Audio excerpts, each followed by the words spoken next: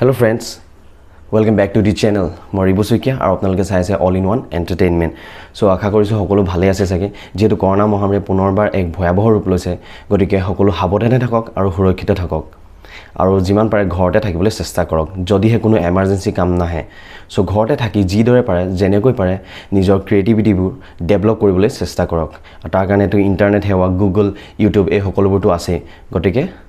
stay home and stay safe. So মই আপোনালোকৰ মাজত পুনৰবাৰ উভতি আহিছো আনতে আনবক্সিংৰ ভিডিও লৈ সো গতিকে অলৰেডি টাইটেল দেখি গম পাইছে চাগে আপোনালোকে আনবক্সিংটো কিহৰ ওপৰত গতিকে বৰ বিশেষ দেৰি নকৰি ভিডিওটো ষ্টাৰ্ট কৰো সো লেটস ষ্টাৰ্ট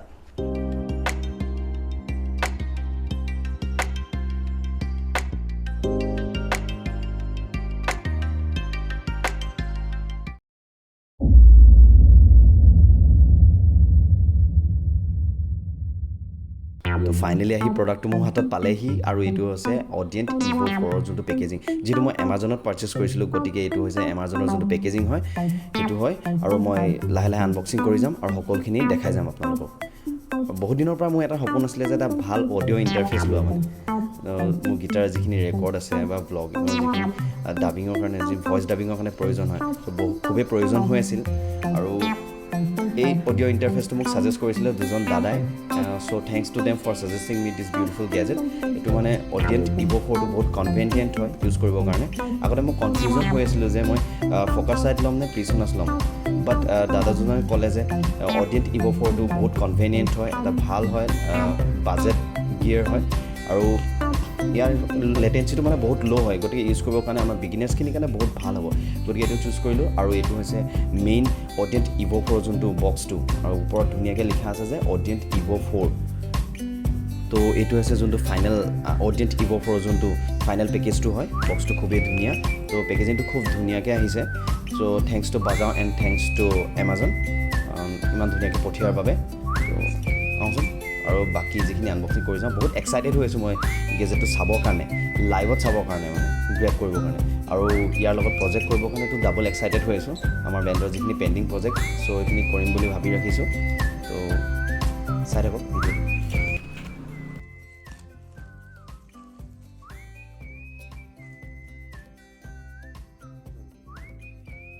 তো গাইস ফাইনালি এইটো হৈছে আমাৰ মেইন প্ৰডাক্টটো Audient EVO 4 অডিও ইন্টাৰফেস তো বহুত কম্পেটিবল হয় আৰু দেখিবলৈ খুবেই ধুনিয়া হয় মই ভবাৰ দৰে আশা কৰা নিচিনাই হ'ল আৰু যেহেতু এটো বহুত কম্পেক্ট হয় তো নিবলে বহুত দিগদাৰ নহব যত যেতিয়া মই যাম বা কিবা কিবি ৰেকৰ্ডিংৰ কামত যেতিয়া লৈ যাব লগিয়া হ'ব তেতিয়া বৰ বিশেষ এটা অসুবিধা হ'ব বা লাইভত যদি লৈ যাব বিচাৰো কেতিয়াবা শ্ব'টোত তো বৰ বিশেষ এটা দিগদাৰ নহব তো সকলে ল'ব পাৰে এটো বহুত ধুনিয়া বস্তু হয় আৰু ইয়াৰ যিখিনি ফিচাৰ্স হয় কি কাৰণে ললো ইয়াৰ এডভান্টেজ খিনি মই কৈ যাম তো চাই থাকক ভিডিওটো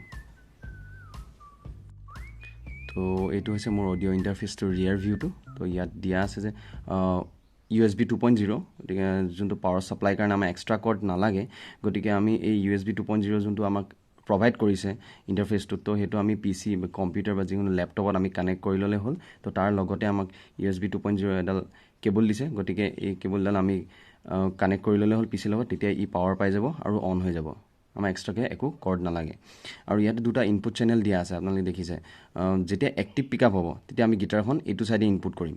তো আৰু এটা ইনপুট আমাৰ ফ্ৰন্ট সাইডে আছে আৰু ইয়াতে কি হ'ব দুটা ইনপুট চেনেলত মানে আমাৰ XLR কেবলও লগাব পাৰিব আপোনালোকে হেতু কাৰণে আমাৰ সুবিধা দিয়া হৈছে আৰু ইয়াতে দুটা মনিটৰ আউটপুট হয় আপোনালোকে দেখিছে মনো আৰু ষ্টেৰিও তো এতিয়া আমি আহো ফ্ৰন্ট ভিউটোলে তো ফ্ৰন্ট ভিউটো ইয়াত এটা ইনপুট দিয়া আছে গিটাৰৰ কাৰণে ইনস্ট্ৰুমেন্টৰ কাৰণে তো ইয়াত লগাব পাৰিব যেতিয়া আমাৰ গিটাৰখনৰ পিকআপটো এক্টিভ নহয় আৰু ইয়াত আমি যেতিয়া মনিটৰ নাথাকিব আমাৰ এভেইলেবল নাথাকে তেতিয়া আমি কি হয় ৰেকৰ্ডিং খিনি শুনিবৰ কাৰণে আমি ইয়াত হেডফোন লগাই ইউজ কৰিব পাৰিম আৰু ইয়াৰ মাজৰ মেইন বাটনটো এটা আপোনালোকে দেখিছে তো এইটো হৈছে স্মাৰ্ট গেইন বাটন তো ইয়াতে 48 ভল্টৰ যোনটো দিয়া আছে এইটো ফ্যান্টম পাৱাৰ বাটন হয় আৰু স্মাৰ্ট গেইনৰ কাৰণে আমাৰ এই